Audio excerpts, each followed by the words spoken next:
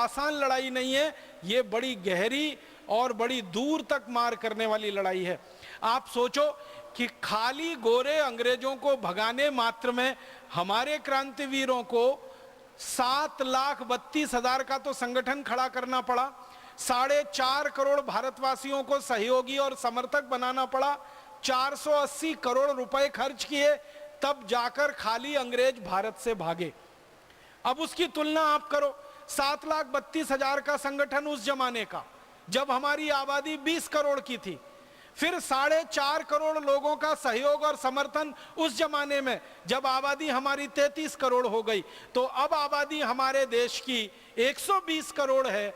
तो आप सीधे सीधे हिसाब लगा लो कि हमको कम से कम तो इस देश में 15 से 20 और कभी कभी तो 25 करोड़ लोगों तक का संगठन खड़ा करना ही पड़ेगा, तभी जाकर ये काले अंग्रेजों से हम हमारे देश को बचा पाएंगे। और उस जमाने में महात्मा गांधी, शहीद आजम भगत सिंह, ऊधम सिंह, चंद्रशेखर आदि आदि क्रांतिवीरों ने 480 करोड़ रुपए का कुल खर्चा किया आजादी के लिए।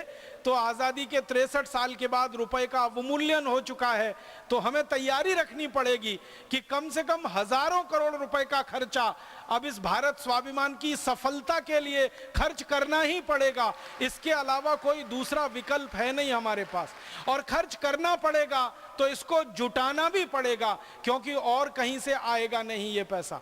कोई विदेशी आकर हमको देश के लिए दान नहीं देगा, कोई विदेशी आकर हमारे लिए सद्भावना व्यक्त तो कर सकता है, लेकिन हमको बहुत सारा धन उपलब्ध करा के हमारे देश की आजादी के बाद की नई आजादी की लड़ाई लड़ने के लिए, नई व्यवस्था की लड़ाई लड़ने के लिए बहुत दूर तक सहयोग नहीं करेंगे। विदेशी सद्भावना व्यक्त कर सकते हैं और हमारे लिए मन में ये कह सकते हैं कि चलो ठीक है, आप अपने रास्ते को बनाने की लड़ाई लड़ रहे हो, हम भी आपको सहयोग कर सकते हैं भावना से, मन से, लेकिन बहुत आगे तो नहीं आएंगे। करना तो आपको ही पड़ेगा। आप भारत में रहते हो तो या भारत के बाहर रहते हो तो आपको दोनों स्तर पर इस देश की आजादी की नई लड़ाई के लिए, व्यवस्था परिवर्तन की इस लड़ाई के लिए, नई व्यवस्था बनाने की लड़ाई के लिए सबसे पहला संकल्प यही करना है कि अंग्रेजों के बनाए गए कानूनों को हटाना है, अंग्रेजों की बनाई गई व्यवस्थाओं को बदलवाना है, कृषि व्यवस्था को बदलवाना है, चिकित्सा व्यवस्था को बदलवाना है,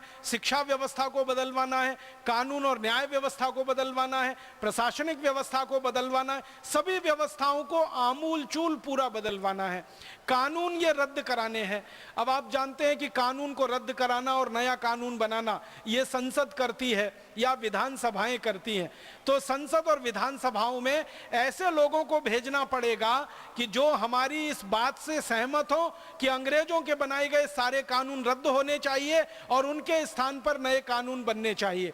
या तो संसद और विधानसभाओं में आज जो लोग बैठे हुए हैं उनको इस बात से सहमत कराना पड़ेगा कि भाई आप यहाँ आए हो, देश ने आपके ऊपर बहुत विश्वास व्यक्त किया है, आपके चुनाव में देश ने लाखों करोड़ों रुपए का खर्च किया है, तो आप इस व्यवस्था को बदलने में कुछ हमारा सहयोग करो। अगर ये करते हैं तो अच्छा है, नहीं करेंगे तो इनके स्थान पर नए लोगों को लाना पड़ेगा।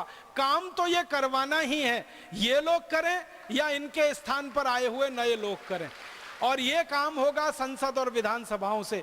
तो संसद और विधानसभाओं में ऐसे लोगों को भेजने के लिए हमें अभी से अपना मन मस्तिष्क तैयार करना पड़ेगा। दूसरा काम हमको एक और करना पड़ेगा, वो समाज के स्तर पर करना पड़ेगा कि ये जो गुलामी है व्यवस्था की, कानून की, ये तो सरकार के स्तर पर बदलेगी। कुछ गुलामी हमारे अपने व्यक्तिगत जीवन की भी है, जिसे हम खुद बदलेंगे तभी वो ठीक होगी। आप बोलेंगे जी हमारे व्यक्तिगत जीवन की क्या गुलामी है? हम अपने व्यक्तिगत जीवन में अंग्रेजों का बहुत सारा नकल करते हैं, उनके आचरण का। हमारी पोशाक अंग्रेजों वाली हो गई है, हमारा खान पान अंग्रेजों वाला हो गया, हमारा आचरण व्यवहार अंग्रेजों वाला हो गया है। हर तरफ हम देखते हैं कि अंग्रेजियत में डूबे हुए लोग भारत के दिखाई देते हैं। आप जानते हैं अंग्रेजों की पोशाक है कोट, पैंट, टाई और उसके बाद नेक टाई, क्योंकि अंग्रेजों का देश ठंडा देश है। ठंडे देश में शरीर को सर्दी ज़्यादा लगती है, हर समय ठंडी हवाएं चलती हैं, तो गर्म सूट और टाई और कोट पहनना, 3 पीस सूट पहनना, उसके बाद ऊपर से टाई लगाकर गले को बंद कर लेना ताकि ठंडी हवा अंदर ना जा सके, ये अंग्रेजों की मजबूरी है। अपनी इस मजबूरी को पूर्ति करने के लिए उन्होंने सूट का आविष्कार किया, कोट बनाया, पैंट बनाया, जैकेट बनाया, 3 पीस सूट बनाया, टाई बनाई, फिर ओवरकोट बनाया, फिर हैट बनाया ताकि कान ढके रहें। ये सब कुछ उन्होंने अपने जलवायु और मौसम की अनुकूलता के अनुसार किया ताकि उनको ठंड से बचाव करना, क्योंकि अंग्रेजों के देश में सबसे ज्यादा लोग ठंड से ही मरे हैं। आपको मालूम है कि साल में 6-7 महीने सूरज नहीं निकलता। इंग्लैंड में और यूरोप में साल में 6-7 महीने सूरज नहीं निकलता, कभी कभी 8 महीने नहीं निकलता। बर्फ पड़ती है और खेतों में जमा हो जाती है, सड़क पर 5-5 फीट बर्फ, कभी कभी 10-10 फीट बर्फ जमा हो जाती है। पूरी सरकार का एक ही काम होता है उस समय बर्फ को सड़क से हटाना और फिर रास्ते को सुयोग्य बनाना। तो जिन देशों में बर्फ बहुत पड़ती हो, ठंडी हवाएं बहुत चलती हो, सूरज का धूप ना निकलता हो, धूप के दर्शन के लिए वो तरसते हो, वहां के लोगों को हमेशा कपड़े ऐसे ही पहनने पड़ेंगे जो ठंडी हवाओं से उनको बचा सकें और शरीर में गर्मी ला सकें। इसलिए वो कोट पैंट सूट और टाई और ओवरकोट आदि आदि पहनते हैं। अब हम भारतवासी उनकी नकल करके पहनने लगे। हमारे देश में तो बर्फ कभी पड़ती नहीं है। बिहार में तो मैंने कभी नहीं सुना कि बर्फ पड़ती है। थोड़ी बहुत बर्फ पड़ती है तो उत्तराखंड में पड़ती है, जम्मू कश्मीर में पड़ती है, हिमाचल प्रदेश में पड़ती है, वो भी साल में 15 दिन पड़ती है, 6-7 महीने नहीं पड़ती। हमारे यहाँ तो हर दिन सूरज निकलता है और खूब तेज निकलता है, खूब धूप होती है और खूब अच्छी धूप होती है। और आधे से ज्यादा भारत में तो 2 ही मौसम है, गर्मी और भयंकर गर्मी। आप तो बिहार के वासी हैं, आपको तो मालूम है 50 डिग्री तापमान हो जाता है बिहार के कई शहरों का। अब ऐसे जहां देश में 50 डिग्री सेंटीग्रेड तापमान हो जाता हो, वहां के लोग कोट पहनना शुरू कर दें, टाई लगाना शुरू कर दें, जैकेट पहनना शुरू कर दें, ओवरकोट लादना शुरू कर दें और टाई के ऊपर नेक टाई लगा लें और सारे गले को खूब अच्छे से बंद कर लें। गर्मी अंदर ही अंदर लगे, पसीना अंदर ही अंदर हो और अंदर गर्मी और पसीने से इतने परेशान हो कि सब कुछ खोल देने का मन करता हो, फिर भी उसको ना खोलें तो उनको क्या कहेंगे? अंग्रेजों की अंग्रेजी तो कह सकते हैं। मुझे कई बार ये दृश्य देखने को मिलते हैं इस देश में, बहुत हंसी भी आती है और रोना भी आता है। जून की भयंकर गर्मी में शादी हो रही है, दूल्हे राजा 3 पीस सूट और टाई लगा के घोड़े पे चढ़ के बैठे हुए हैं। भयंकर जून की गर्मी में, चिलचिलाती धूप में 3 पीस सूट और टाई लगा के दूल्हे राजा हैं। अंदर पसीना पसीना पसीना पसीना हो रहा है और दूल्हे राजा कह रहे हवा कर भाई, हवा कर। अरे भाई ये कोट उतार के फेंक दे। नहीं फेंकूंगा, क्योंकि आज ही पहनना है, क्योंकि आज ही मुझे सुपर इडियट दिखना है और सुपर इडियट बनना है।